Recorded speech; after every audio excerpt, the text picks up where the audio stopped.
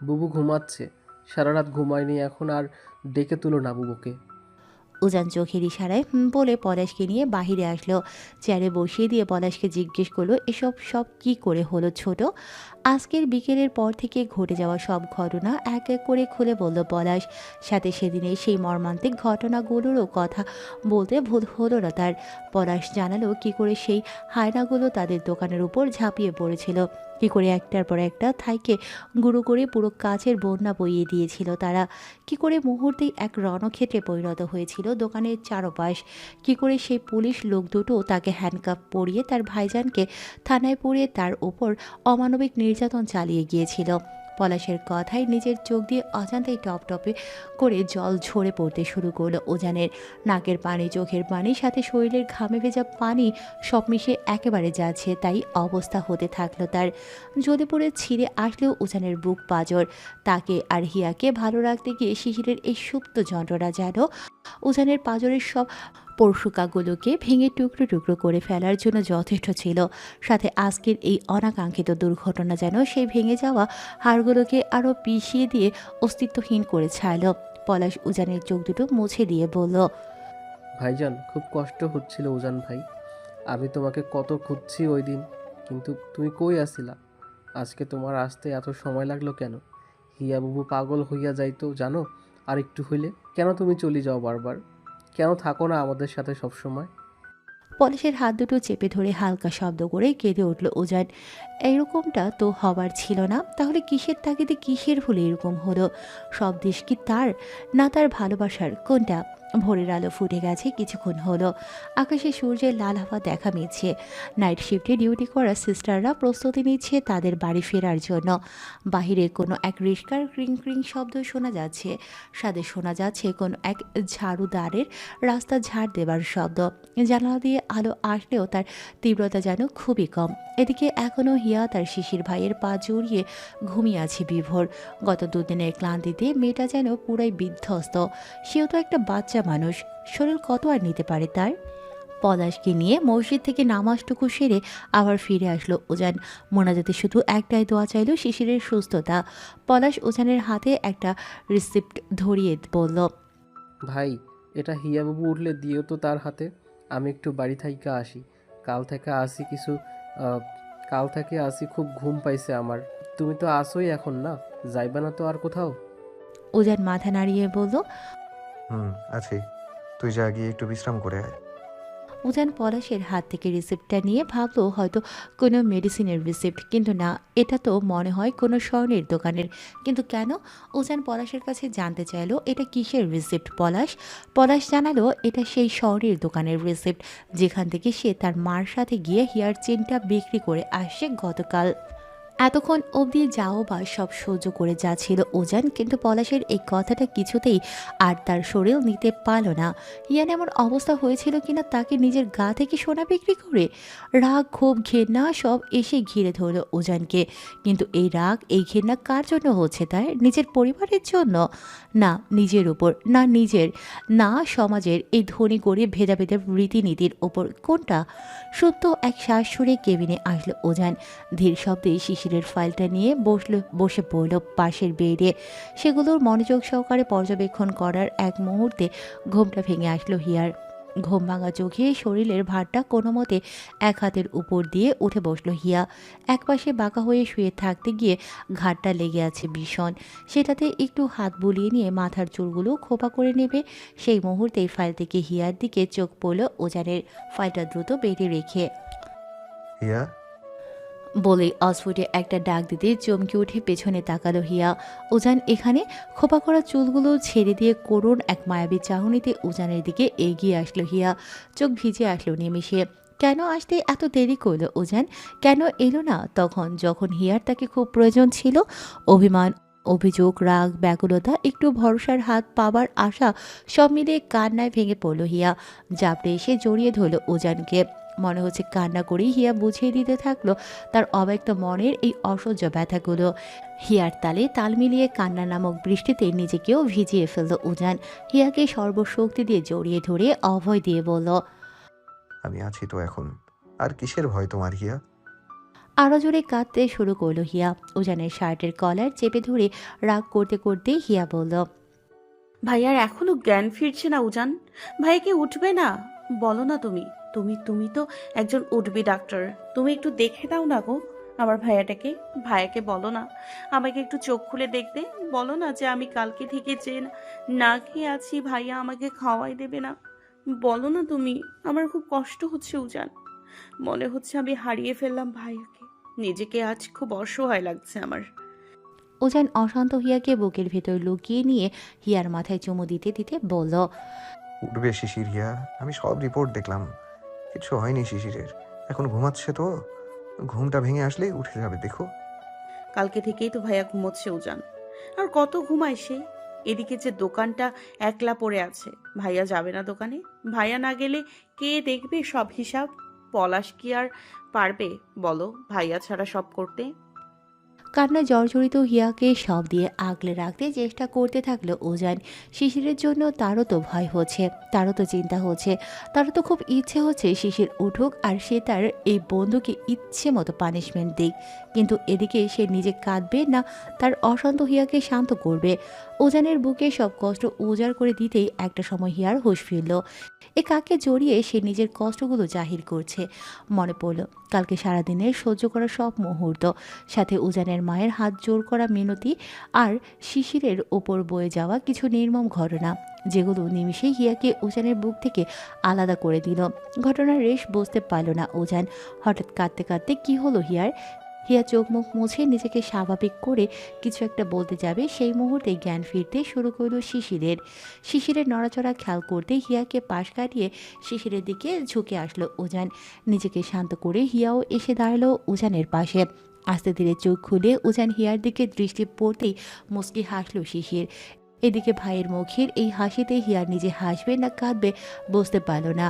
Here চোখে মুখে খুশির আবরণ সাথে অভিমানও স্পষ্ট। কেন শিশির নিজের ক্ষতি করতে গিয়ে একবারও ভাবলো না এই ছোট্ট বোনটার কথা? সে কি বলতো না সে ছাড়া তার আর আপন কেউ নেই এই জগৎ সংসারে? এত রাগ তার এই ছোট্ট বোনটার ওপর, এত রাগ! এই পাগলি, কাঁদছিস কেন?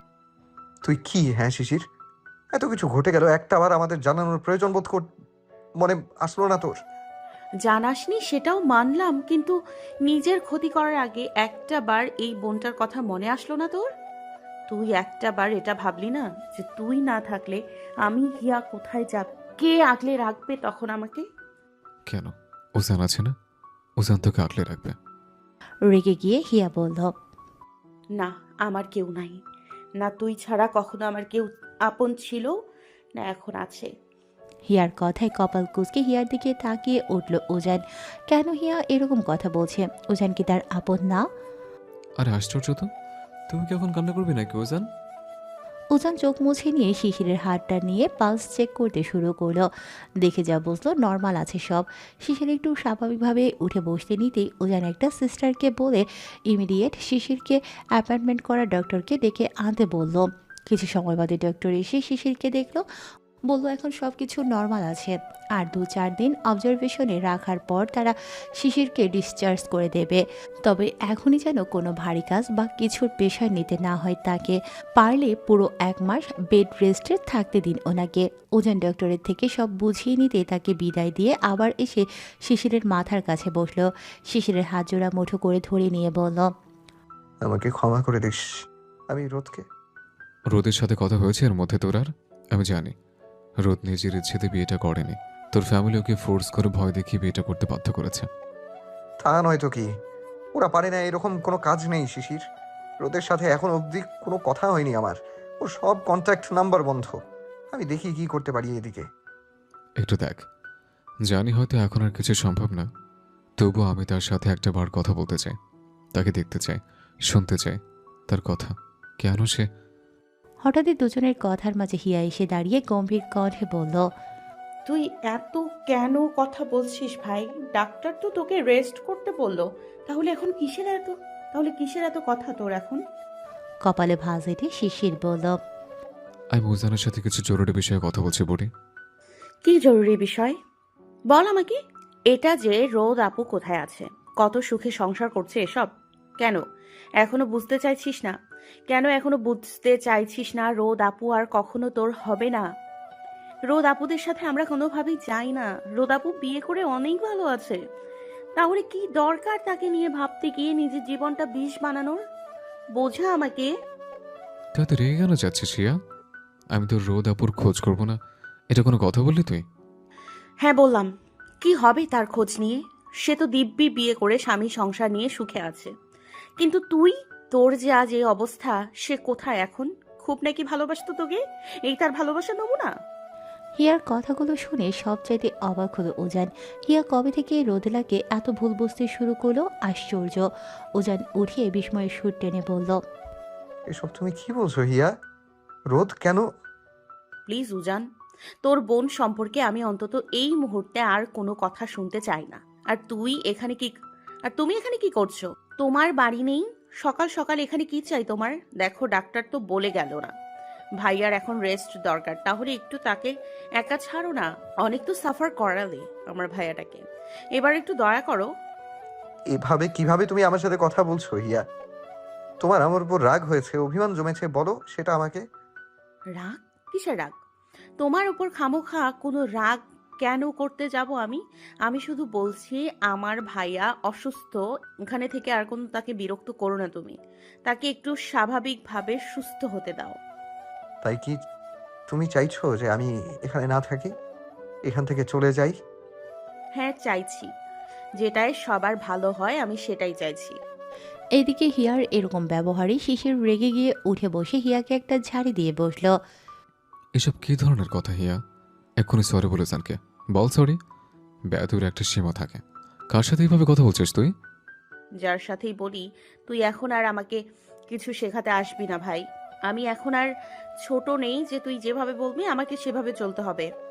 কোথায় কাকে কি বলতে হয় এটুকু বোঝ হয়েছে আমার। তুই কি আমার হাতের এবার মার খাবি হিয়া? আমার মুখের উপর তর্ক করছিস, বেয়াদব কোথাকার। হ্যাঁ আমি বেয়াদ্দব, আমি অভদ্র, আমি খারাপ। তাই তোর কথা শুনতে আমি বাধ্য নই। আর তুমি কেন এখনো এখানে দাঁড়িয়ে আছো? আমি তো বলছি এখানে আমার আর কাউকে লাগবে না। বোঝো না তুমি কথা? হিয়া, এবার কিন্তু আমি।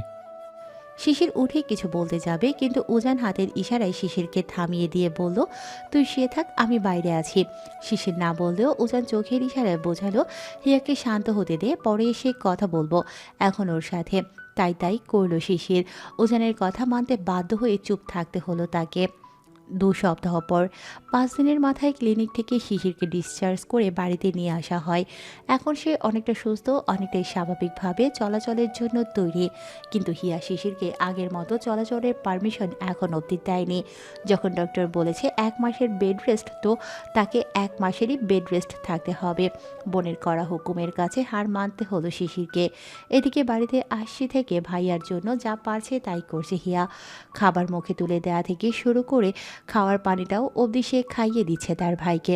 পাইলে তো বুঝি সে নিজে ভাইকে গোসল করে জামা কাপড় পরিয়ে দেয়, এরকম অবস্থা। শিশির যে এত বলছে সে এখন সুস্থ, কিছুতেই সেই কথা কানে তুলতে চাইছে না হিয়া। অপরদিকে সেদিনের পর থেকে উজানের যেভাবে পারছে সেভাবেই তাড়িয়ে বিদায় করছে হিয়া।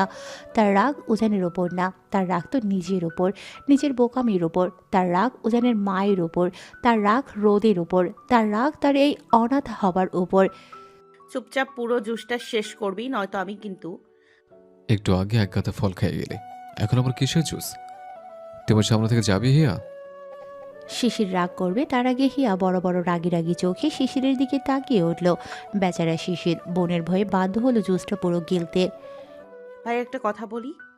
বল, কিছু লাগবে তোর? না। আচ্ছা ভাইয়া, নতুন বাড়িটা পুরোপুরি হতে কতদিন সময় লাগবে? আর এই সপ্তাহের মধ্যে কি নতুন গাড়িতে ওঠা যাবে না? হঠাৎ এই কথা? সবকিছু তৈরি করে হলেও নতুন বাড়িতে উঠতে আরো মাসখানেক সময় লাগবে বুড়ি। দেওয়ালের রঙগুলো শুকাতে হবে, মেঝেতে টাইলসগুলো লাগানো বাকি, কারেন্টের কাজ, পানির কাজ, অনেক কাজ। শোনা, কিন্তু কেন? তুই টাকা লাগিয়ে জলদি জলদি করে নে সবটা। এক এক করে করার চাইতে সব কাজের মিস্ত্রি একেবারে লাগিয়ে কর। পুরো ফ্ল্যাটটা না কমপ্লিট করলেও চলবে তোর। আর আমার রুম আর একটা বাথরুম করে নিলেই তো ওঠা যায়। শিশির হিয়ার হাত ধরে হিয়াকে পাশে বসিয়ে বলল, কি হয়েছে তোর? এই বাড়িতে থাকতে চাইছিস না কেন আর? সত্যি করে বলবো, হুম। ইদানিং না চাচির ব্যবহার খুব অদ্ভুত লাগে ভাইয়া। মনে হয় চাচি এ বাড়িতে আমাদের থাকতে ভিক্ষে দিয়েছে। কেন জানি চাচিকে আর আগের মতো আপন লাগে না। মনে হয় চাচি খুব বিরক্ত আমাদের নিয়ে। তোর এই অসুস্থতা, আমার এখানে এভাবে থাকা, উনি হয়তো সোজা সাপটা বলে না, কিন্তু আমি বুঝি, জানিস। হিয়ার প্রতি উত্তরে শিশির কিছু বলল না, শুধু এক ভরসার হাত রাখলো হিয়ার মাথায়। সে নিজেও তো এসব অনুভব করছে। সে তো নিজেও জানে চাচি কতটা বদলে গিয়েছেন। হিয়া তো এখন না হয় সবটা বুঝছে। হিয়ার কিছু বলতে যাবে অমনি গ্রিলের কাছ থেকে উজানের কণ্ঠ শুনতেই চুপ হয়ে আবার গল্পে মন দিল মেয়েটা। উজান যে দরজা খুলে দেবার জন্য হিয়া হিয়া বলে ডাকছে, যেন সেটা কানেই যাচ্ছে না তার। কি রে, যা, দরজাটা খোল। খুলতে হবে না, অমনি চলে যাবে। কি কথা ভাইয়া? আমি যে তোকে বলছি তুই স্যারকে আর বাড়িতে আসতে দিবি না, মানা করে দিবি, কেন তুই তারপরেও আমার কথা শুনছিস না, একটু বলবি? হিয়া, আমি অসুস্থ ছিলাম বলে তোকে কিন্তু এতদিন কিছু বলিনি, কোনো শাসন করিনি, কিন্তু এরপর কিন্তু আমি তোকে খুব রাগ করবো হিয়া। কথাগুলো খুব ঝাঁঝালো আর কাট কাট কণ্ঠে শিশির বলল। ভাইকে এরকম শক্ত হতে দেখে চুপসে গিয়ে মাথা নিচু করে চুপ করে বসে রইল হিয়া। আসছে দেখে ছেলেটার সাথে খারাপ ব্যবহার করছিস তুই। ওর বাড়ির লোকজন আমার সাথে অন্যায় করেছে, এতে ওর দোষ কোথায়? ভুলে যাস না, ওজন কিন্তু তোর শরীর মোতাবেক স্বামী হয় এখন। তোর সব কিছু সহ্য করে যাচ্ছে, সব কথা শুনে চলছি, মানে এই না তোর অন্যায়গুলোকে আমি প্রশ্রয় দেব। সব কিছুর একটা সীমা থাকে। ছেলেটা তোর আর খোঁজ নিচ্ছে, তোকে দেখে যাচ্ছে, আর কে চাই তোর? ভাইয়ের বকুনিতে টপ টপ করে পানি পড়তে শুরু করলো হিয়ার দু চোখ দিয়ে। রাগে অভিমানে কাঁদতে কাঁদতে নিজের রুমে গিয়ে দরজা লাগিয়ে দিল হিয়া। অভিমানের সুর টেনে বলল, তোর বন্ধু, তুই দরজা খোল, আমার কি তাতে? গায়ের শার্টটা ঠিক করে নিয়ে সোফার রুম পেরিয়ে বারান্দার গ্রিলের কাছে আসতেই চমকে উঠল শিশির। আরে উজানের সাথে আজ কাকে দেখছি এটা? পারভেজ নাকি? বিস্ময়ে হাসতে হাসতে দরজার তালা খুলে দিয়ে পারভেজকে বুকে জড়িয়ে ধরল শিশির। উৎসাহের সুর তুলে বলল, কোথায় থেকে এই বিদেশিরা তুলে আনলে ওজান? উজান শিশিরের হাত থেকে তালা আর চাবিটা নিয়ে দরজা লাগাতে লাগাতে বলল, কোথায় থেকে আর আনবো, ওই রাস্তায় খুঁড়িয়ে পাইলাম। বিদেশে মনে হয় আর ঠাঁই মিলে নাই, এই জন্য বৎস আমাদের দেশে চলে এসেছে। হেসে দিল শিশির। দুজনকে নিয়ে রুমে এসে শুরু করলো এসেই আড্ডা। পারভেজ ছিল শিশিরদের ছোট্টবেলার সহপাঠী। বেশ ভালোই বন্ধুত্ব ছিল তিনজনের। পড়াশোনার খাতিরে এসএসসি শেষ করতে পাড়ি জমায় বিদেশে। তারপর এই কিছুদিন যাবৎ ফাইনাল কোর্সটা শেষ করে দেশে ফেরা তার। তো বন্ধু বল, কি খাবি, চা না কফি? কিসের চা কফি শিশির? আজকে পারভেজ আমাদের বাহিরে ট্রিট দেবে বলেছে। এখন এসব চা কফি চলবে না। আরে সে ট্রিট না হয় পরে নিব, তার আগে না হয় এক কাপ গরম চাই খেলাম। দাঁড়া, হিয়াকে বলে আনছি। শিশির হিয়াকে ডাকতেই রুম ছেড়ে শিশিরের রুমে পা রাখলো হিয়া। কি দরকার ভাইয়ের এরকম করে ডাকছে কেন ভাই? রুমে পা রাখতেই হিয়ার চোখে চোখ মিলালো পারভেজের। হিয়ার একটু প্রথমে চিনতে অসুবিধে হলো, পর মুহূর্তে মুখে এক ফালি হাসি টেনে শিশিরকে উদ্দেশ্য করে হিয়া বলল। পারভেজ ভাইয়া নাকি? পারভেজ হেসে দিয়ে বলল, এটা আমাদের হিয়া পিচ্ছি না? আরে কত বড় হয়ে গেছে, তা এখনো মনে আছে এই পারভেজের কথা দেখছি? হিয়া হেসে দিয়ে বলল, না মানে থাকার কি আছে শুনি? স্মরণ শক্তি এতই দুর্বল নাকি আমার? হেসে দিল শিশির আর পারভেজ। উজান শুধু মুচকি হাসলো, কিছু বলল না। এদিকে শিশির বাইরে যাবার জন্য একটা শার্ট আর প্যান্ট বের করে ওয়াশরুমে যেতে যেতে বলল, দাঁড়িয়ে না থেকে পারভেজের জন্য এক কাপ চা তো করে আনতে পারিস? হিয়া হুশে ফিরে বলল। আনছি চা করে আমি, তুই যা। শিশির ওয়াশরুমে ঢুকিয়ে ফ্রেশ হয়ে নিতেই হিয়া চা বসিয়ে দিল। হঠাৎ পারভেজ হিয়াকে ডেকে নিয়ে ভালো মন্দ কি পড়াশোনা করছো জিজ্ঞেস করতেই গিয়ে বলল, ছোটবেলায় তোর মনে আছে হিয়া, আমাকে বিয়ে করতে চাইতি? বলতে বড় হলে নাকি এই মোটা পারভেজকে বিয়ে করে বাড়ি ছেড়ে পালিয়ে আসবি তুই। পারভেজের কথার স্রোতে সেই শৈশবে ফিরে গেল হিয়া। সেই সময়কার সেই কথাগুলো মনে পড়তেই হেসে দিয়ে বলল। পারভেজ হেসে দিয়ে বলল। শুধু শুকিয়েছি, হ্যান্ডসাম হয়নি একটু? হিয়া মৃদু হেসে বলল, হয়েছ কিছুটা, তবে তোমার গালের এই টোলটা কিন্তু এখনো সুন্দর লাগছে দেখছি। পারভেজ হেসে দিয়ে বলল, তাহলে এই টোল লাগা পারভেজকেই বিয়ে করে নে না হয়। বাড়ি থেকে পাত্রী খুঁজছে। তুই হ্যাঁ বললে কিন্তু। হেসে ফেলল হিয়া। পারভেজের কথাটা হিয়া ইয়ার্কি হিসেবে গ্রহণ করলেও উজানের কিন্তু বুঝতে বাকি রইল না পারভেজের এই মজার ছলে বলা কথাটার অনিহিত মানেটা আসলে কি। তার উপর হিয়ার অজান্তে হিয়াকে পা থেকে মাথা অবধি পরক করতে থাকা পারভেজের চাহনিটা লুকানো গেল না উজানের থেকে। উজান ঠিক বুঝতে পারল হিয়াকে নিয়ে এই মুহূর্তে পারভেজের মনে ঠিক কী চলছে। এদিকে পারভেজের হিয়ার প্রতি অতিরিক্ত খবরদারি তো, অন্যদিকে উজানকে দেখেও আজও না দেখার ভান। কোনোটাই আর মেনে নিতে পারল না উজান। কি চাচ্ছে হিয়া?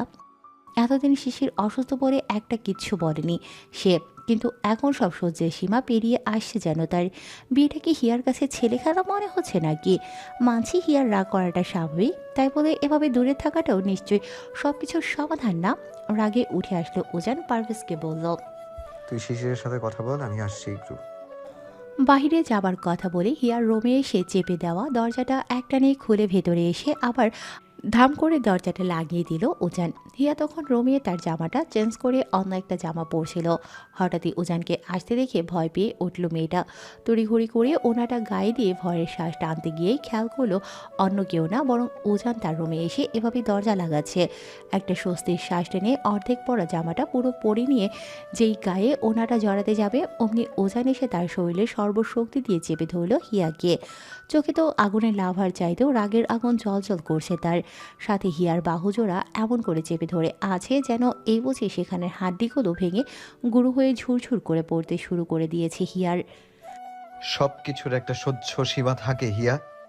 এতদিনে শিশির অসুস্থ ছিল তাই তুমি যা বলেছো যা করেছো আমি টলারেট করে গিয়েছি, কিন্তু এবার তুমি অতিরিক্ত করছো। কি চাইছো? আমাকে আমাকে ছাড়তে চাইছো? তালাক দিতে চাইছো আমাকে? কোনটা বলো?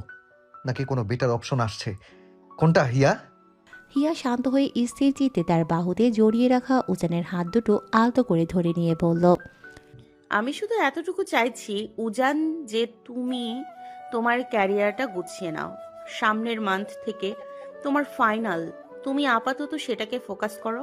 আন্টি আঙ্কেল যা বলে সেটা শোনো। এদিকে এতদিনে আমিও আমার এসএসের ভালোভাবে প্রিপারেশন নেই, না হয় দেখবে আমরা ভালো কিছু করলে সবাই তখন এমনিতেই খুশি হয়ে আমাদের আপনা আপনি মন থেকে গ্রহণ করবে, আমাদের কিছু বলতেও হবে না। রিয়েলি হিয়া? এটুকুই? এটুকুর জন্যই তুমি আমার কলস রিসিভ করছো না, টেক্সট দেয়া ছেড়ে দিয়েছো, দেখা তো করোই না। তার উপর আমি যদি শিশিরকে দেখতে আসি নিজে দরজা লাগিয়ে ঘরে বসে থাকো। এসবে আমি কি বুঝবো হিয়া? আমার সাথে কথা বললে তোমার পড়াশোনার ক্ষতি হয় হিয়া? এতদিন অবধি তো আমার কাছেই পড়তে তুমি। ইভেন তোমার এসএসসির সময়ও তুমি সারা রাত আমার থেকে। একটা ম্লান হাসি টানল হিয়া।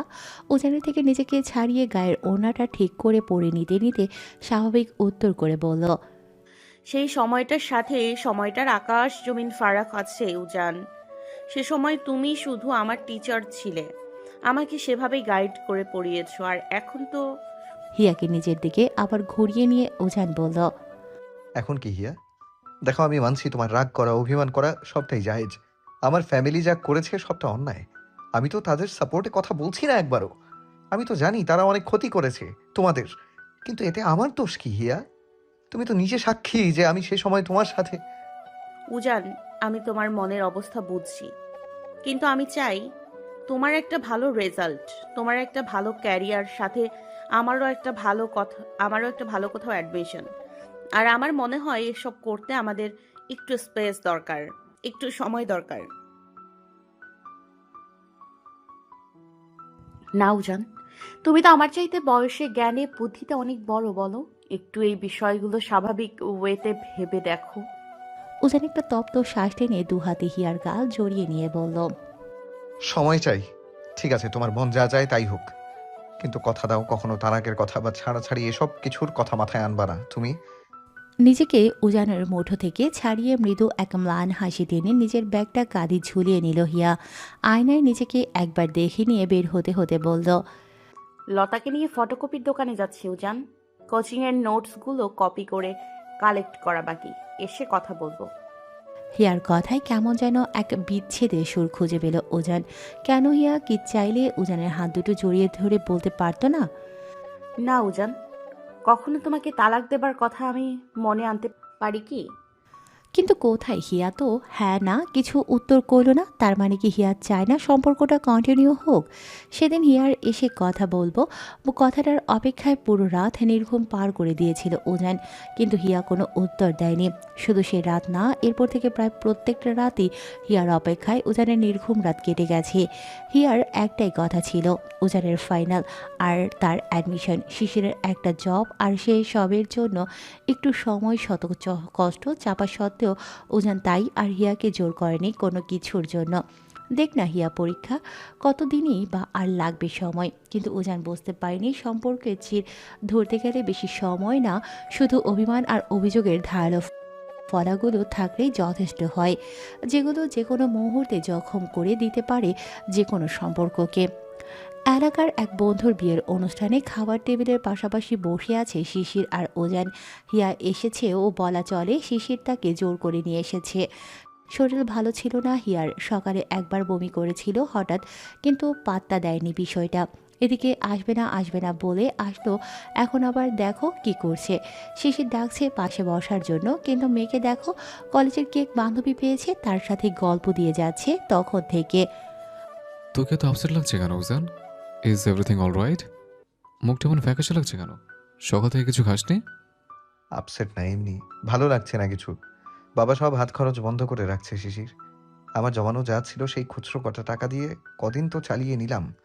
কলেজে টাকা দিতে হবে, সামনে ফাইনাল, মার কাছেও চাইতে পারছি না। একটা জব খুঁজছি, টিউশন পড়িয়ে আর কতই বা অ্যারেঞ্জ করতে পারবো। তোর টাকা লাগবে সে কত তুই আমাকে বল। দেখ, বাড়ি করার জন্য এখন হাতে অনেক টাকা আছে। আমার আর মনে হয় না অতগুলো টাকা এক্ষুনি লাগবে। তুই সেখান থেকে নে। থুর না, তুই তাড়াতাড়ি বাড়ির কাজটা শেষ কর। হিয়াকে দেখে কেন জানি মনে হয় না সে এখন তোর চাচিদের সাথে থাকতে চায়। হ্যাঁ, বলেছে সে কথা আমাকে। দেখি, দুটো রুমের কাজ আপাতত শেষ। এক সপ্তাহের মধ্যে বাথরুমের ফিটিংসগুলো হলে উঠে যাব। তারপর না হয় ধীরে সুস্থে বাকিটা। আচ্ছা, ওসব বাদ দে। তোর কত লাগবে সেটা বল এখন। 50-এর কাছাকাছি, অতও লাগবে না আই গেস। আচ্ছা বেশ, আমার কার্ডটা নিয়ে যা। বুথ থেকে যত লাগে তুলে নিস। আচ্ছা শোন না, রোদের সাথে কন্ট্যাক্ট করতে পারলি পরে? আন্টি কিছু বললো? না রে, আম্মু কিছু বলে না। বলবে কি, রোদ তো নিজেই কিছু বলতে চায় না। বাড়িতে কারোর সাথে মেয়েটা যোগাযোগ করে না, ইভেন ওর মা বাবার সাথেও না। মার সাথে একটু কথা বলে, তবুও ওই কেমন আছো কি করছো ওই অবধি। সেদিন আমি এত রিকোয়েস্ট করলাম কথা বলবো বলে, কিন্তু কিছুতেই আর তাকে রাজি করানো গেল না। মনে হচ্ছে আমার উপরও তার রাগ অভিযোগ। রোদ ভালো আছে তো বুঝান? ওর হাজব্যান্ড? আমি ওর হাজবেন্ডের সাথেও কথা বলতে ট্রাই করেছি, বাট তার মাঝে আন্তরিকতার কিচ্ছু খুঁজে পাইনি। রোদ ভালো আছে এটুকুই বলে রেখে দিল।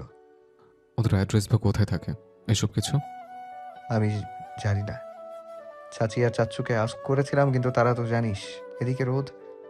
উজান রোদেলাকে নিয়ে আর কিছু বলতে যাবে, অমনি সামনে থেকে হিয়াকে আসতে দেখে শিশির ফিসফিস করে বলে উঠল, হিয়া আসছে, ওর সামনে রোদকে নিয়ে কিছু বলিস না, রাগ হয় খুব। সেটা তো হিয়া বুঝতে চাইছে না। সেদিন আমাকে ওভাবে রক্তাক্ত দেখার পর থেকে ওর মনে একটা জেদ চাপছে। সবকিছুর জন্য নিজেকে, তোকে, রোদকে দায়ী ভাবছে। তার উপর রোদের বিয়েটা ওর কাছে অনেক শখে একটা বিষয় ছিল। সে ভাবছে রোদ আমাকে ঠকিয়ে। তুই ওকে বুঝিয়ে বল সেটা, যে রোদ কোন পরিস্থিতিতে পড়ে সেদিন। শুনতেই তো চায় না কিছু। তোর কথা রোদের কথা তুললে রেগে গিয়ে রুমে দরজা বন্ধ করে দেয়। সে মেয়েকে আমি আর কি বোঝাবো? কিন্তু এভাবে আর কতদিন শিশির? বিয়ে না হলেও একটা কথা ছিল, এখন বিয়ে করে 1.5 মাসের একটা সংসার লিড করে আলাদা থাকা, সবকিছু কি এতটা ইজি? আচ্ছা, এই ঝামেলাগুলো যাক, নতুন বাড়িতে উঠে তুই ফাইনালটা দে, তারপর তোদের আমি একটা ব্যবস্থা করছি। এভাবে তো আসলেই হয় না। এদিকে আবার তোর বাড়ির লোকজন। ড্যাম ইয়োর বাড়ির লোকজন! সাথে থাকলে কবে ওই বাড়ি ছেড়ে বেরিয়ে আসতাম আমি।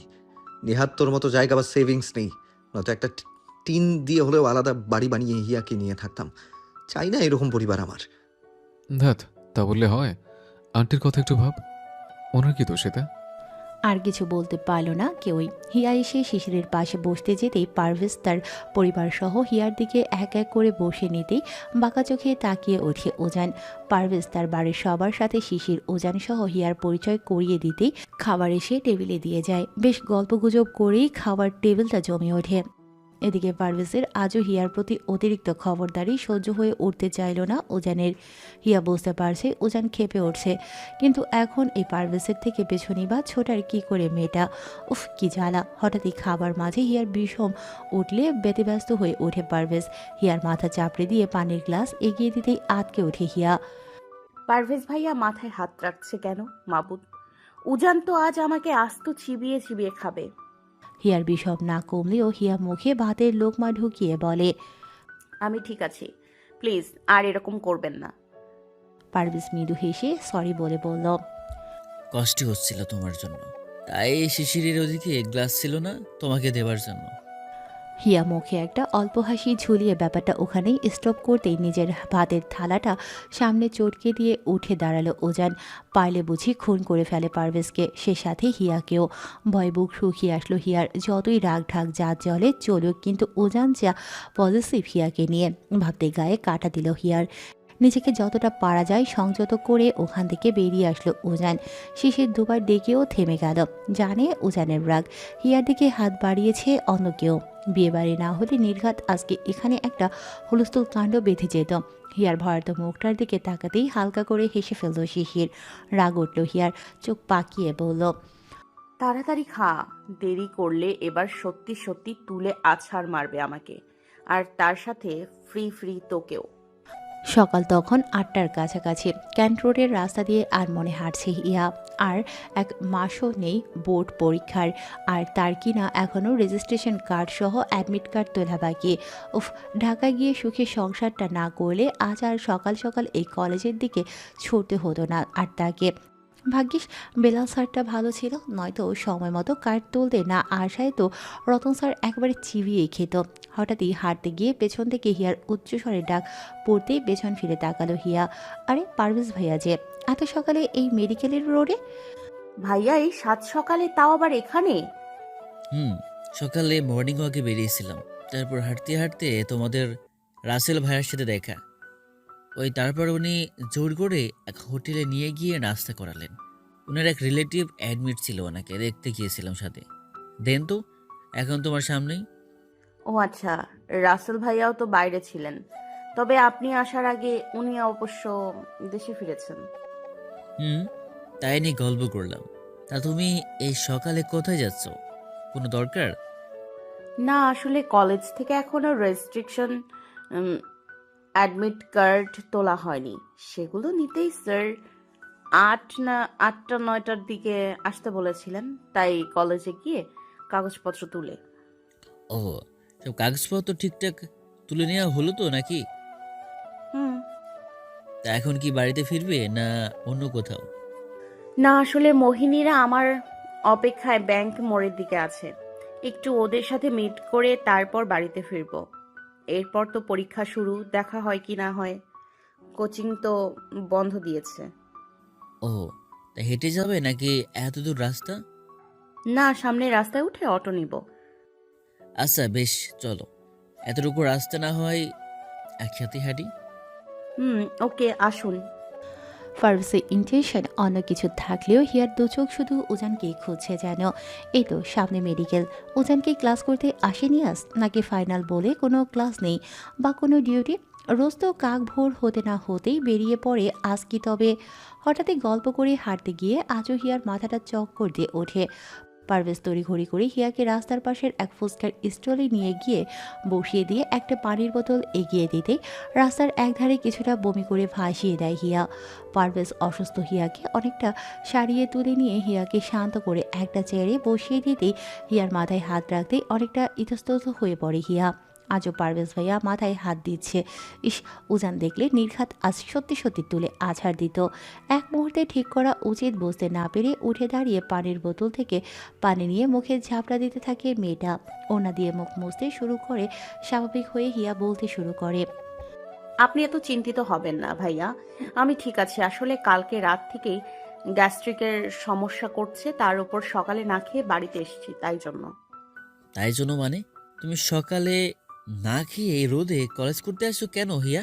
এগুলো কোনো কথা? তুমি এক্ষুনি আমার সাথে গিয়ে কিছু খাবে, চলো আসো। কি হলো, আসো বলছি। আরে না না না, এসবের কোনো প্রয়োজন নেই। ওদিকে মেহুরা অপেক্ষা করছে, এখন নাস্তা করতে গেলেই আরো দেরি হয়ে যাবে। কোনো কথা না হিয়া, আসতে বলছে, তুমি আসো। হিয়া যাবে না, অথচ পারভেজের জোড়াজুড়িতে অস্বস্তি হতে শুরু করে হিয়া আর পারভেজের এই আর্গুমেন্ট চলাকালীন পারভেজ হিয়ার হাতটা চেপে নিতেই উজান এসে উপস্থিত সেই স্টলে। বেচারার তো হিয়ার ওপর এমনিতেই রাগ, তার উপর হিয়া তাকে সময় না দিয়ে এই ফুচকা স্টলে পারভেজের সাথে। এখন কোন পুরুষ মানুষ নিজের অর্ধাঙ্গিনীকে অন্য কারোর সাথে এত ক্লোজলি দেখে চুপ থাকতে পারে, যখন আবার সেই পিচ্ছি বউকে সে মিনিটে 100,00,000 চোখে হারায়।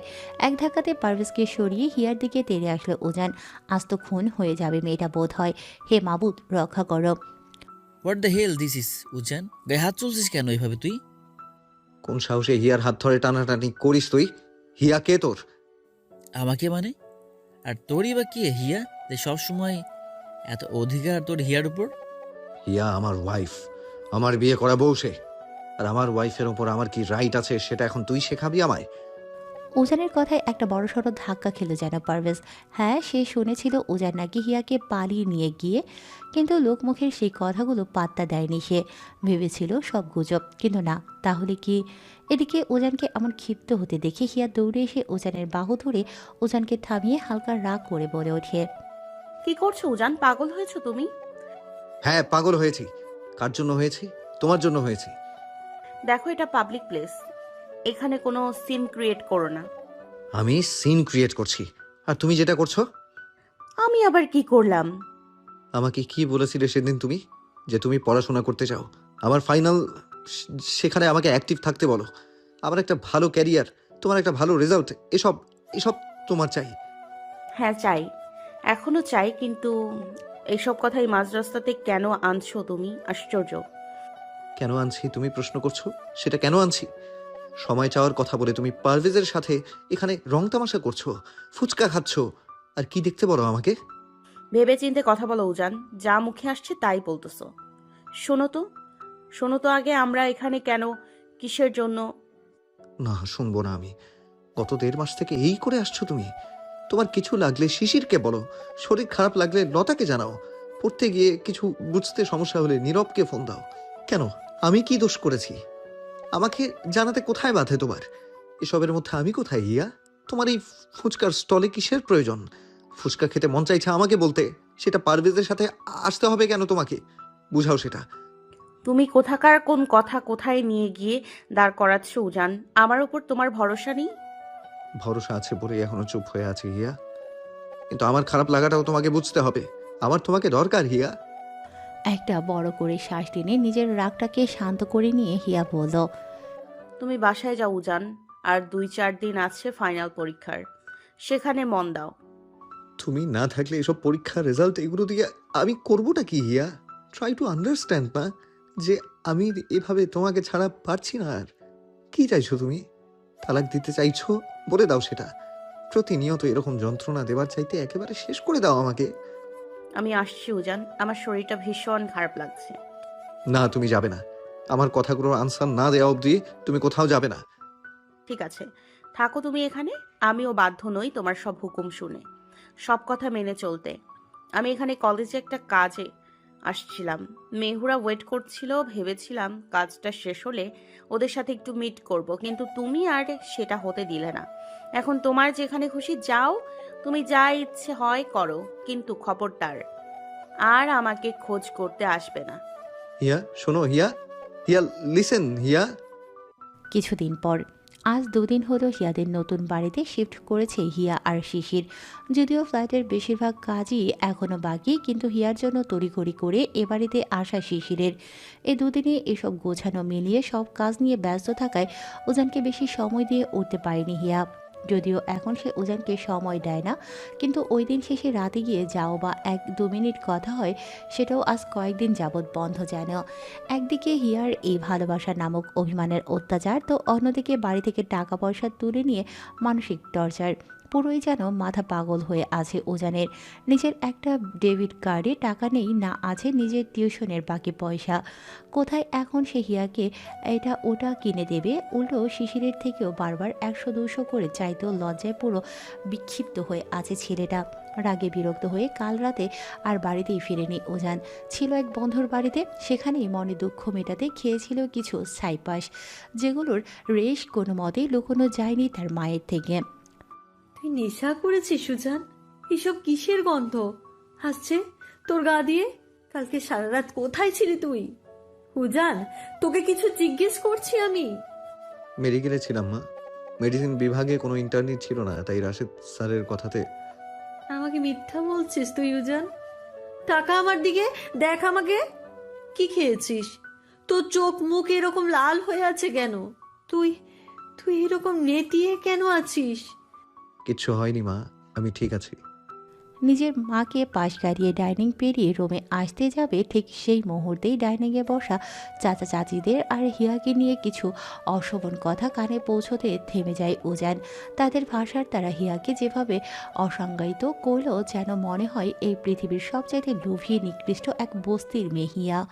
নিজেকে আর আজকে ঠিক রাখা কঠিন হয়ে পড়ল উজানের কাছে। হারিয়ে ফেলল সে নিজের সব সংযম, ভুলে গেল সব সম্পর্ক, ভুলে গেল বয়সে কে বড়, অপরদিকে মানুষটা তার সম্মানে কি না। ডাইনিংয়ে এসে এক এক করে সব কাজের জিনিস ভাঙল উজান। ভয়ে চেয়ার থেকে উঠে দাঁড়ালো সবাই। নিজের ছেলের এই অগ্নিরূপ দেখে ভয়ে ওখানেই হাত পা কাঁপতে শুরু করলো বাসুবীর। উজান যে আজ বড্ড লাগামহীন, বড্ড আগুনে পিলেন। রোদের বাবার কলার চেপে ধরে প্রখর এক অগ্নিদৃষ্টি ছুড়ে দিয়ে উজান বলল, চাচা হন আমার, এতদিন এই রক্তের খাতিরে চুপ থেকেছিলাম, অন্যায় দেখেও কিছু বলিনি, তাই বলে ভাববেন না আমি এখনো চুপ থাকবো। তুমি তোমার চাচার গায়ে হাত তুলছো উজান? এত স্পর্ধা তোমার? শুধু তো কলারটা ধরেছি, হাত আর তুললাম কোথায়? এরপর যদি এই বাড়ির কারো মুখে হিয়া সম্পর্কে আমি একটা বাজে মন্তব্য শুনি তো সেদিনই তাকে জ্যান্ত পুঁতে দিয়ে আসবো আমি। হিয়া আমার ওয়াইফ, এই শাহরিয়ার বংশের বড় নাত বউ। ভুলেও তার দিকে খারাপ ইঙ্গিতে কথা বলছেন তো সেদিনই আপনাদের। উজানের কণ্ঠ ছিল ভারী, চোখে ছিল আগুনের লাল আভা।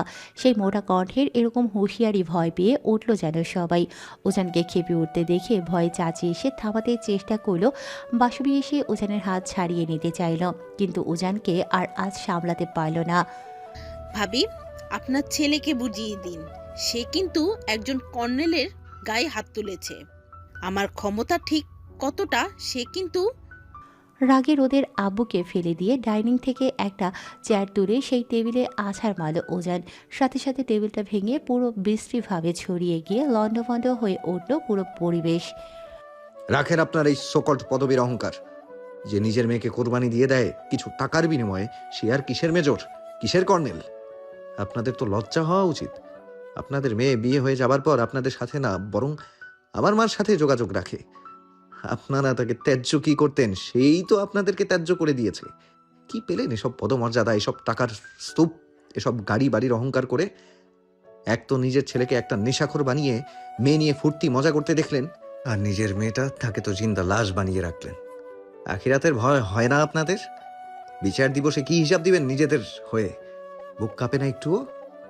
বাসুবি এসে উজানের হাত ধরে উজানকে নিজের রুমে নিয়ে যেতে চায়, কিন্তু উজান সরে না, যেন সব রাগ সব ক্ষোভ আজকেই পুষিয়ে নিতে মাঠে নামছে সে।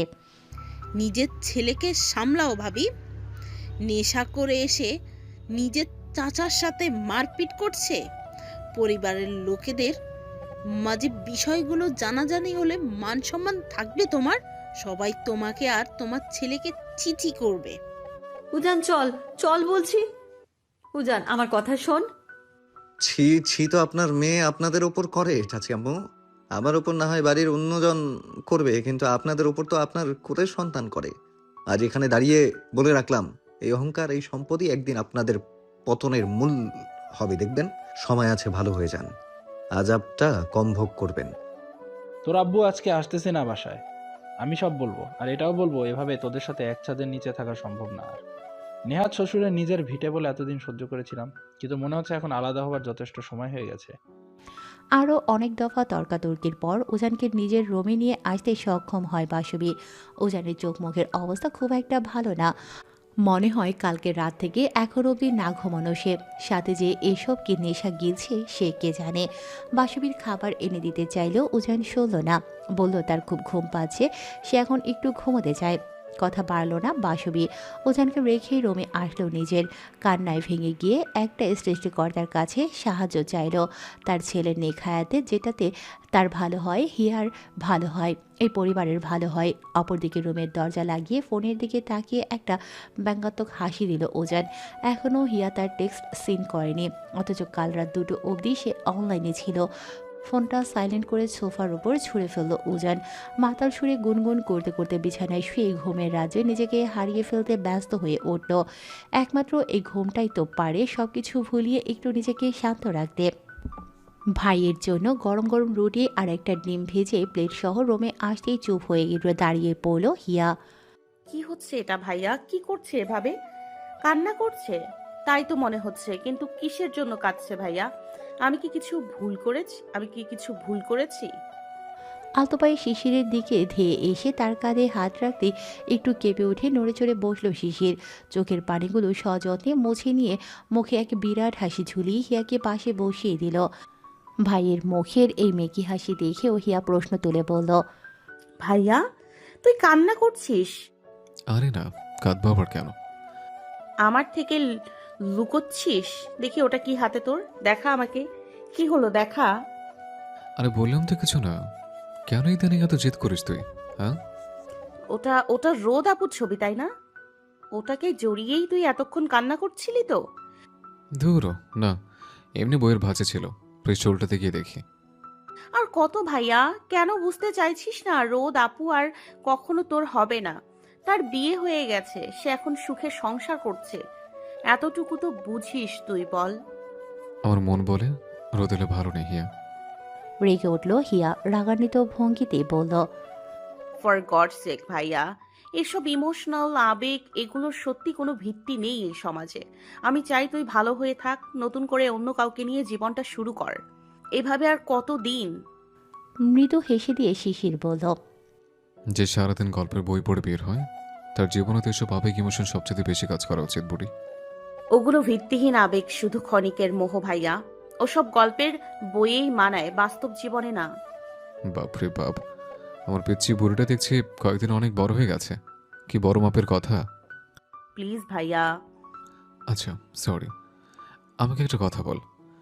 আমার বিষয়টা না হয় আলাদা, কিন্তু তুই আর উজান তো শরীর মোতাবেক এখন স্বামী স্ত্রী। তোদের তো এখন একসাথে থাকতে হবে, একসাথে চলাফেরা করতে হবে, একে অপরের বন্ধু হয়ে চলতে হবে। এভাবে তো তুই নিজেও কষ্ট পাচ্ছিস, সাথে উজানটাকেও। উজানের কি দোষ?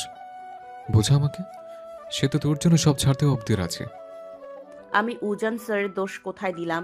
দোষটা তো আমাদের। তারা বড়লোক আর আমরা গরিব। আমরা গরিব না হিয়া। মলিন একটা হাসি দিয়ে শান্ত কণ্ঠে হিয়া বলল, আমরা গরিব ভাইয়া, অনাথ, এতিম। আমাদের ভালোবাসা থাকতে নেই। আমি শুধু একটু সময় চেয়েছি উজানের থেকে। পালিয়ে গিয়ে একটা ভুল করেছি দুজনে, স্বীকার করব না সে কথা। কিন্তু এখন আমি চাই, এখন উজান একটু আমাকে নিয়ে ভাবা বাদ দিয়ে নিজেকে নিয়ে ভাবুক। আমি উজানের মায়ের পয়েন্ট অফ ভিউ থেকে বিষয়টা দেখার চেষ্টা করেছি। উজানের মার কথাগুলোও তো ফেলনা না। আজ যদি আমাদের বাবা মা বেঁচে থাকতো, তাও হয়তো আমার ভালো চাইতে গিয়ে উজানকে বলতো আগে নিজের ক্যারিয়ারটা গুছিয়ে নিতে। সবাই হয়তো এটাই ভাবছে, নিজেরা পালিয়ে গিয়ে বিয়ে করে। এখন আবার এসব কি নাটক? কেন আমি উজানের সাথে ইদানিং অনেক রুড বিহেভ করছি? কেন ওকে ইগনোর করছি? কিন্তু দেখ, আমি উজানের সাথে দূরত্ব ক্রিয়েট করেছি বলেই কিন্তু পরিস্থিতিটা এখন একটু হলেও স্বাভাবিক আছে। আমি তো জানি উজানের ওপর কি প্রেশার যাচ্ছে ওর বাড়ি থেকে। পারলে তো ওরা উজানের খাবারটাও বন্ধ করে রাখে। আমি শুধু চাইছি উজান ইন্টার্নিতে জয়েন করুক। এখন এই টাকা পয়সা এগুলো নিয়ে ভাবতে গিয়ে ফাইনালটা খারাপ দিকটা আমি চাই না ভাই। একটু ধীরে সুস্থে পরীক্ষাটা হয়ে আসুক ওর। ঠিক আছে, তোর কথাটা যুক্তি আছে, কিন্তু তাই জন্য তুইও কি এরকম করে অপমান করবি? অপমান কোথায় করি ভাইয়া? ওর পাগলামো দেখলে মাঝে মধ্যে খুব রাগ লাগে আমার। সেদিন পারভেজ ভাইয়ার সাথে দেখে নিয়ে রাস্তায় কি এক রাগারাগি মারামারি শুরু করলো। আমি যে সেখানে কেন গিয়েছি সেটাও শুনতে চাইলো না। এভাবে ভালো লাগে? তুই বল, রাগ লাগবে না কেন আমার তখন? আমার ওপর কি তার একটু ভরসা নেই কেন? এমনি কেউ এসে আমার হাত ধরে টানাটানি করলো আর আমি উজানকে ভুলে গিয়ে তার হাত জড়িয়ে ধরলাম? এত ইজি? একটা বড় শ্বাস টেনে দিয়ে অতপর হিয়া বলল, আচ্ছা ছাড়ো সব। তুই নাকি কিসের ইন্টারভিউ দিতে বগুড়ার দিকে যাবি? আর কখন বের হবি? 11টা তো পার হচ্ছে দেখলাম। হ্যাঁ, আমি তো সারাদিন আজকে থাকবো না। চাচিরা শুনলাম দুপুরে গাইবান্ধা যাবে। তুই বাড়িতে থাকতে পারবি তো একা? পারবো ভাইয়া, আমি কিন্তু আর ছোট নেই এখন। সরি, পেট যে ব্যথা করতেছে বললি, এখন ঠিক আছে? আছে। জরুরি কিছু হলে লতাকে ডেকে নিয়ে আসবো। এখন তুই ওঠ তো, রেডি হ। আর ভালো মতো ইন্টারভিউটা দিবি কেমন? হুম। আর যদি অতিরিক্ত ব্যথা হয়, ওজানকে ফোন দিস, চলে আসবে। শুনলাম কালকে রাতও তো নাকি বাইরে ছিল, আবার ঘুমায়নি সারা রাত। হিয়া আর কিছু বলতো না। কালকে রাতে ওজান ফোন দিয়েছিল কতবার, তার উপর টেক্সটের পর টেক্সট তো ছিলই, কিন্তু মেয়ের পেটের ব্যথা এতই চড়াহ দিয়েছিল যে সে ফোনটা চোখ বুলিয়ে দেখবে কি তার আগেই ঘুমে বোধ। হিয়া ভাবলো শিশির বেরিয়ে গেলে একটা ফোন করবে। কি আর করার, এত অপমান করার পরও তো পিছু ছাড়ে না পাগল একটা। এবার একটু রাগ কমিয়ে না হয় দেখা যাক। ঘড়িতে তখন 4টে পার হয়ে আসরের আজান দিচ্ছে। ভাই বাড়িতে নেই, সেই সুযোগে জমানো 2 বালতি কাপড় ধুয়ে এইমাত্র গোসল সেরে বেরিয়ে আসলো হিয়া। কাপড়গুলো ধুয়ে যেন পেটের ব্যথাটা আরও নাড়া দিয়ে উঠল তার। সাথে সাথে ঝাপসা লাগতে শুরু করলো কিছুটা। কোনো মতে ছাদের ওপর কাপড়গুলো মেলে দিয়ে এসে 2 লোকমা ভাত গিলতেই ফোন আসলো শিশিরের। চটজলদি মুখের খাবারটা শেষ করে নিয়ে ফোন রিসিভ করে কথা বলতে শুরু করলো হিয়া। হ্যাঁ ভাইয়া, কত দূর? তুই বাস কোথায় এখন? এদিকে রাস্তায় অনেক জ্যাম পড়ি। ইন্টারভিউ দিয়ে আবার রংপুরে ফিরতে হবে, রাত হয়ে যাবে। আচ্ছা আচ্ছা, তাও কত রাত? তোর জন্য ভাত দিব রাতে, খাবি তো নাকি? হ্যাঁ, খাবো। নেওয়ার ইচ্ছে নেই আর কোথাও। তুই বাড়িতে সাবধানে থাকিস। চাচিরা কি চলে গেছে? হ্যাঁ ভাইয়া, চলে গেছে। ওই বাড়ি ফাঁকা পুরো এখন। আচ্ছা, আমাদের বাড়ির দরজা জানলায় গ্রিল সব ভালো করে লাগিয়ে দিয়ে রাখিস। আর কিছু দরকার হলে আমাকে বা উজানকে একটা ফোন দিস। ভাইয়া প্লিজ। আচ্ছা ঠিক আছে, বলবো না আর কথা। সাবধানে থাকিস কিন্তু। সাবধানে আয় তুই। রাখলাম আমি। ফোন রাখলো হিয়া। এদিকে ফোন রেখে বিছানায় এসে বসতেই মাথাটা হালকা চক্কর দিয়ে উঠল হিয়ার। ঝাপসা চোখে অনেক কষ্টে নিজের বিছানা ছেড়িয়ে পানির গ্লাসটায় পানি ভরিয়ে একটু ঢোক গিলল হিয়া। হঠাৎ শরীরটা এত খারাপ লাগছে কেন তার? পেটের দিকের ব্যথাটাও মনে হচ্ছে নাড়া দিচ্ছে। আবার পিরিয়ড হবে কি? আচ্ছা, লাস্ট কবে পিরিয়ড হয়েছিল আমার? এই ঝড়গুলোকে সামলাতে গিয়ে তো ওইদিকে মনে দিতে পারেনি ঠিক মতো। নিজেকে হালকা সামলে নিয়ে বিছানায় এসে গাটা ছেড়ে দিল হিয়া। শরীরটা এরকম কেন লাগছে হঠাৎ? বিছানার এদিক থেকে সেদিক ছটফট করছে হিয়া। কি হচ্ছে তার সাথে? আচমকা আজ পেটটা এত ব্যথা হচ্ছে কিসের জন্য? এরকম তো এর আগে ঘটেনি। পিরিয়ডের পেন হলেও তো এরকম লাগতো না। তাহলে কিছু বুঝতে পারছে না হিয়া। ভাইয়াকে কি একটা ফোন করবে সে? কিন্তু ভাইয়া তো বাসে, আসতে মিলতেও রাত হবে। এই জার্নিতে তাকে কি টেনশন দেওয়া উচিত হবে তার? লতাকে কি একটা ফোন করবে? লতা কি আছে আদৌ বাড়িতে? আসতে পারবে কি ডাকলে? আর ভাবতে পারল না হিয়া। হঠাৎই পেনটা তীব্র থেকে তীব্র বেগে বাড়তে থাকলো তার। মনে হচ্ছে কিছু হচ্ছে হিয়ার সাথে। অনেক কষ্টে ওয়াশরুমে ঢুকেই কোমরের ওপরেই বসে পড়ল হিয়া। এরকম ব্যথা হচ্ছে কেন তার আবার? ঝাপসা চোখগুলো পিটপিট করে অনেক কষ্টে হাত বাড়িয়ে ট্যাপটা ছেড়ে পানি নিয়ে চোখে ঝাপটা দিল হিয়া। না, এ ব্যথা তো সহ্য করার মতো না। চোখও তো কীরকম অসহ্য ব্যথা দিচ্ছে। পায়ের কাছে এত ভারী লাগছে কেন? পাজামা খুলে হাতে নিতেই কেঁপে উঠল হিয়া। এত রক্ত কিসের এগুলো? ভয়ে শিউরে উঠে ওখানেই কেঁদে ফেলল মেয়েটা। এমনিতেই শরীরের ব্যথা, তার উপর এই রক্ত। কি হচ্ছে এগুলো আসলে? হিয়ার বুঝতে দেরি, কিন্তু বাচ্চাটা মিসক্যারেজ হতে দেরি ছিল না। ফ্লোরে ঝরে পড়া বাচ্চাটার অবয়বের দিকে তাকাতেই পিছিয়ে গিয়ে দূরে সরে বসল হিয়া। কি এটা? এটা তো একটা বাচ্চা। হিয়ার দম বেরিয়ে আসলো। শ্বাস নিচ্ছে কি নিচ্ছে না হিসেব নেই তার এখন। কি দেখছি এটা হিয়া? এটা কি সত্যি? না না, কোথাও ভুল হচ্ছে। অনেকক্ষণ দাঁড়িয়ে থেকে কাপা শরীরে সামনে আসলো হিয়া। অবয়বটাকে হাতে নিতে পুরো শরীরে আরও তীব্র বেগে কাঁপুনি দিতে শুরু করলো তার। এগুলো কবে কি হলো কিছুই যেন মাথায় আসছে না তার। উজানের সাথে তো তার সম্পর্ক 1.5 মাসের। এর মধ্যে কি করে সে? মনে পড়ল গত মাস সহ এ মাসেও পিরিয়ড হয়নি তার। সাথে শিশির সহ বাড়ির পেছনে দৌড়াদৌড়ি করতে গিয়ে কবে কি হলো কিছু সিমটমই তো দেখলো না সে। হ্যাঁ, 1-2 বার বমি হয়েছিল, কিন্তু সেটা তো সারাদিন না খেয়েছিল বলে। তার মানে কি ওসব? দেয়ালে মাথা ঠেকিয়ে আধ ঘন্টা ধরে সেই অবয়বটাকে নিয়ে বসে রইল হিয়া। কি হলো এটা? কেন হলো? কবে হলো? কি করতে হয় বাচ্চা মিসক্যারেজ হলে? এটাও তো তার জানা নেই। কোথায় যাবে এখন সে? কার কাছে যাবে একটু সাহায্য? চাচি, দাদি কেউ তো নেই বাড়িতে, কাকে ডাকবে? উজানের কাছে যাব আমি। উজান কোথায় আপনি? আপনি আসবেন আমার সাথে, দেখে যাবেন কি হয়েছে এখানে। একটা ফোন করব ওনাকে, হ্যাঁ ওনাকে জানাবো এখন আমি সব। উনি আসলে আমার বাচ্চাটা ঠিক হয়ে যাবে আবার আগের মতন। উনি তো ডক্টর, উনি ঠিক পারবে তোকে সারিয়ে তুলতে। দেখিস তুই, আমি যাচ্ছি তো তোর বাবার কাছে। তুই থাক, আমি এক্ষুনি তোর বাবাকে নিয়ে আসছি। হ্যাঁ ওনাকে আসতে হবে আমার সাথে। আমি জানি যতই রাগ করি বকাবকি করি, আমি ডাকলে উনি ঠিক আসবে আমার সাথে। তুই থাক মা, আমি এক্ষুনি আসছি তোর বাবাকে নিয়ে, এক্ষুনি আসছি আমি। বলা মাত্রই বাচ্চার রক্তপিণ্ডটাকে এক সাইডে সুন্দর মতো রেখে উঠে দাঁড়ালো হিয়া। কোনো মতে কোমর অবধি পানি ঢেলে বাহিরে বেরিয়ে একটা পাজামা পরতে পরতে লাগাতার ফোন চালিয়ে গেল উজানের নাম্বারে। কিন্তু উজানের ফোন আর রিসিভ হলো না।